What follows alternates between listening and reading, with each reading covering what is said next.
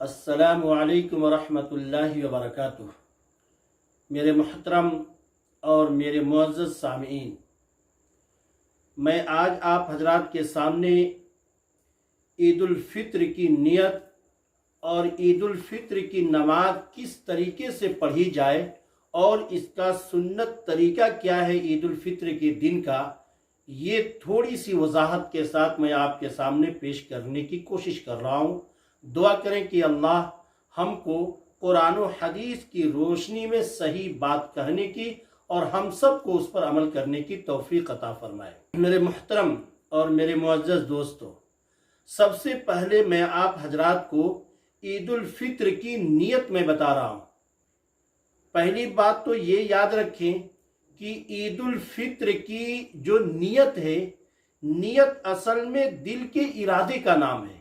जो हम घर से जब सुबह गुस्ल करके नहा धो करके नए कपड़े और खुशबू वगैरह लगा करके जब हम घर से निकलते हैं ईदगाह के लिए और ईद उल फित्र की नमाज पढ़ने के लिए, तो देखा जाए तो असल हमारी नियत यही है कि हम घर से ईद उल फित्र की नमाज पढ़ने के लिए आ रहे हैं और ईदगाह के लिए जा रहे हैं। तो नियत तो हमारी यही हो गई। लेकिन अगर जा करके ज़बान से अगर हम ये नियत करना हो तो किस तरीके से करेंगे कि नियत करता हूं मैं नमाज ईद उल फित्र की 6 जायद तकबीरों के साथ पीछे इस इमाम के मुंह मेरा काबे शरीफ की तरफ अल्लाहु अकबर कह करके फिर नियत को बांध लेंगे। फिर मुक्तदी हजरात जो हैं इमाम के साथ शरीक होंगे और इमाम सबसे पहले अल्लाहु अकबर कह करके हाथ को कंधों तक उठा करके यानी मूढ़ों तक हाथ उठाएंगे और अंगूठा जो है कान की लौ तक होगा, इस तरीके से करके, और हथेली जो होगा किबले की तरफ होगा। और उसके बाद इमाम अल्लाहु अकबर कह करके नियत को नाफ के नीचे बांध लेंगे। ये हाथ की दाहिना हाथ ऊपर होगा और बायां हाथ नीचे होगा, याद रखेंगे इस चीज को। और ये छोटी अंगुली और अंगूठे को यूं पकड़ेंगे और 3 अंगुलियों को दूसरे वाले बाएं हाथ के ऊपर रखेंगे। ये तरीका हुआ। मुक्तदी हजरात भी इमाम के साथ ऐसे ही पहली तकबीर अल्लाहु अकबर तकबीर तहरीमा कह करके इमाम के साथ नियत बांध लेंगे। और उसके बाद आगे ज़हन में रखिएगा, पहली तकबीर के बाद इमाम सना पढ़ेंगे और सना पढ़ने के बाद 3 तकबीरें कही जाएगी। पहली तकबीर कह करके हाथ कानों तक उठा करके छोड़ देंगे। फिर दूसरी तकबीर कह करके हाथ को कानों तक उठा करके छोड़ देंगे। फिर तीसरी तकबीर जो है हाथ को कानों तक उठाकर और तकबीर कहते हुए नियत को बांध लेंगे। इमाम भी बांध लेंगे और मुक्तदी हजरात भी बांध लेंगे। फिर उसके बाद अऊज़ु बिल्लाहि मिनश शैतानिर रजीम बिस्मिल्लाहिर रहमानिर रहीम पढ़ करके सूरह फातिहा और उसके बाद कोई सूरत मिला करके रुकू और सजदा करेंगे। ये ईद उल फित्र की 1 रकात मुकम्मल हो गई। अब दूसरी रकात के लिए खड़े होंगे तो मैं आपसे तवज्जो दिलाना चाहता हूं इस बात पर, अक्सर लोगों से यहाँ पे गलती होती है। अब गौर करेंगे, तवज्जो देंगे हमारी बात की तरफ, मैं जो समझा रहा हूँ। यानी ईद उल फित्र की अब दूसरी रकात आप पढ़ रहे हैं तो दूसरी रकात में जो है औज़ु बिल्लाहि मिनश शैतानिर रजीम बिस्मिल्लाहिर रहमानिर रहीम के बाद सूरह फातिहा पढ़ेंगे और सूरह फातिहा के बाद कोई सूरत मिलाएंगे। अब देखिए यहाँ पे आवाम से गलती होती है।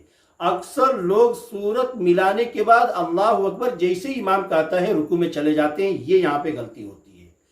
अब सूरत खत्म करने के बाद इमाम 4 तकबीर कहेंगे और मुक्तदी हजरात भी इमाम के साथ 4 तकबीर कहेंगे। रुकू में नहीं जाना है अभी। अब जो सूरत पढ़ने के बाद दूसरी रकात में अल्लाहु अकबर कह करके हाथ को कानों तक उठा के पहली मर्तबा छोड़ देंगे। फिर दूसरी तकबीर कहेंगे, हाथों को कानों तक उठाएंगे फिर छोड़ देंगे। फिर तीसरी तकबीर हाथों को कानों तक उठा करके छोड़ देंगे। 3 तकबीर में हमने छोड़ दिया। चौथी तकबीर जो है हाथों को कानों तक नहीं उठाएंगे।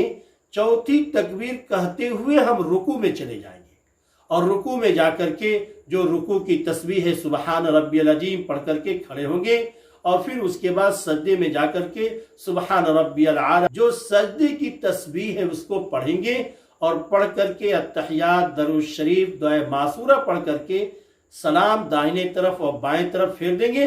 اب ہماری نماز عید الفطر کی یہاں پہ مکمل ہو گئی، اس کو ذہن میں آپ رکھیں گے۔